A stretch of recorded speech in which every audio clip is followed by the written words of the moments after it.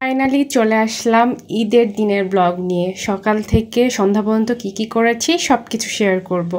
সবাইকে আবারও জানাই ঈদ মোবারক। সকাল সকাল উঠে আমি আগে সেমাই রান্না করে নিয়েছি। আমার হাজব্যান্ড বলল সে রুটি খাবে, তাই আমি আগে রুটিটা বানিয়ে নিলাম। চালের রুটি করতে চেয়েছিলাম, বাট আমার হাতে সময় ছিল না, এই জন্য ময়দারি করে নিয়েছি।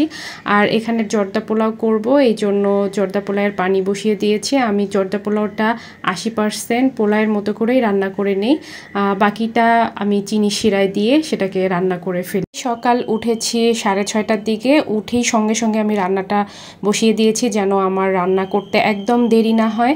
তারপরে এই যে বাটার দিয়ে দিলাম, কাজু পেস্তা কাঠবাদাম সব দিয়ে কিশমিশ দিয়ে ভালোভাবে ভেজে আমি তুলে নিচ্ছিলাম। আর এটা সম্পূর্ণ মালয়েশিয়ান বাটার দিয়ে করেছি, এটা দিয়ে ঘ্রাণ খুব সুন্দর আসে, জর্দা পোলাওটা খেতে খুব মজা লাগে।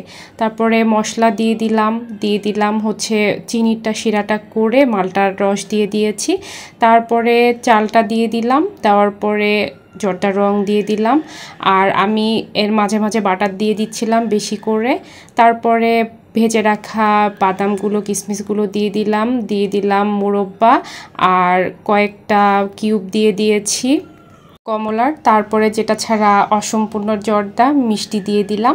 আর ফাইনালি হয়ে গেল আমার ইয়াম্মি জর্দা পোলাও। আমি কিন্তু বেশ ভালোই জর্দা পোলাও রান্না করতে পারি। যাই হোক, এখন আরেকটা চুলায় বসিয়ে দিলাম ঝটপট পোলাওটা রান্না করে ফেলি। নর্মালি যেভাবে পোলাও রান্না করি সিম্পলভাবে ওভাবেই রান্না করেছি, কোনো ঝামেলা ছাড়া।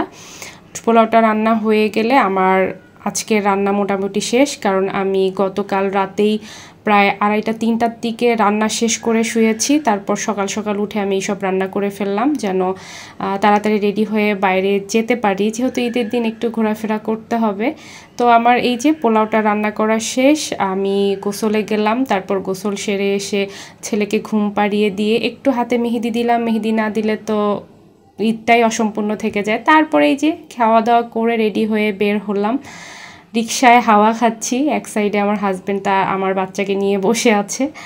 আর ফাঁকা ঢাকা শহরের রাস্তা দেখতে খুব ভালোই লাগে, তাই না? এই যে ফুলের দোকানে এসেছি, এখান থেকে তো আমি ফুল নিবই, কারণ আমি প্রতিবারই ঈদের সময় বের হলে হাতে গাজরা পরি, আমার খুবই ভালো লাগে। আর বেলি ফুল তো থাকবেই সাথে।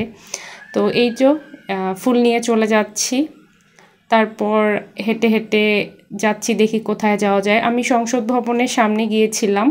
আমরা প্রায় এখানেই প্রতিবার ঈদের সময় আসি, এখানেই ভালো লাগে, লোকজন মোটামুটি কম। আমার হাজব্যান্ড বলল যে দাও তোমাকে গাজরাটা হাতে পরিয়ে দিই, ও পরিয়ে দিচ্ছিল, ভালোভাবে বেঁধে দিচ্ছিল। বেশি রোদ না থাকলেও কিন্তু বাইরে বেশ গরম ছিল, হাঁপিয়ে উঠছিলাম মাঝে মাঝে। আর যেহেতু শাড়ি পরেছি, শাড়ি পরলে তো গরমটা একটু বেশিই লাগে। তো এই যে নিজেকে একটু ভিডিও করছিলাম, দেখছিলাম। আর আমার এই যে প্রিয় গাজরা বেলি ফুল হাতে পড়েছি, এটা নিয়ে একটু ভিডিও করছিলাম। তারপর আমার হাজব্যান্ড বললো যে দাও বসো, তোমাকে কয়েকটা ছবি তুলে দিই। ও ছবি তুলতে তুলতে আবার আমাকে একটু ভিডিও করে দিল। আমি তাকে বলিনি, কিন্তু সে জানে যেহেতু আমি আমার পেজের জন্য কিছু ভিডিও নিব, সে নিজেই করে দিচ্ছিল। আর একদিকে আমার ছেলে খুব দুষ্টুমি করছিল, ঘুরছিল ফিরছিল, ও বসে থাকতে চায় না। খুব কষ্ট করে 2-1টা ওর সঙ্গে ছবি তুলেছিলাম।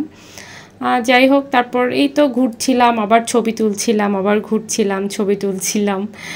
আর জামদানি আমার খুবই ফেভারেট, এটা আমার ইউনিভার্সিটিতে আমার হাজব্যান্ড গিফট করেছে, কিছুদিন আগে আমার ইউনিভার্সিটি গিয়েছে। আর অফ হোয়াইট জামদানি আমার খুব শখ ছিল একটা অফ হোয়াইট জামদানি কিনবো। যাই হোক, ফাইনালি অফ হোয়াইট জামদানিটা কিনেই নিয়েছি। আর এটা ঈদের দিন পরেছিলাম। আস্তে আস্তে লোক বাড়ছে দেখতেছি, তারপর আমরা ওখান থেকে চলে গেলাম। আমার হাজব্যান্ড বলল যে চলো সংসদ ভবনের সামনে যাই, এখানে লোক বেড়ে যাচ্ছে। তো আমি যে বসে আছি, আমার ছেলে পাশে, আর আমার হাজব্যান্ড রিক্সা দেখছিল। সংসদ ভবনের সামনে যাব, যেতে যেতে খুব সুন্দর একটা ভিউ, মাশাআল্লাহ। এই যে সূর্য ডুবে যাচ্ছে সন্ধ্যার দিক প্রায়, এই ভিউটা দেখে এত ভালো লাগলো, কি সুন্দর একটা দৃশ্য, তাই না? আর রিক্সায় উঠে বাতাস খাচ্ছিলাম, খুব ভালো লাগছিল। আর চলে আসলাম তাড়াতাড়ি। এই যে ঘোড়ার গাড়িগুলো উঠতে চেয়েছিলাম, বাট ওঠা হয়নি। আমার ছেলে তো খেলনা দেখে সে খেলনা নেবে, কান্নাকাটি করছিল।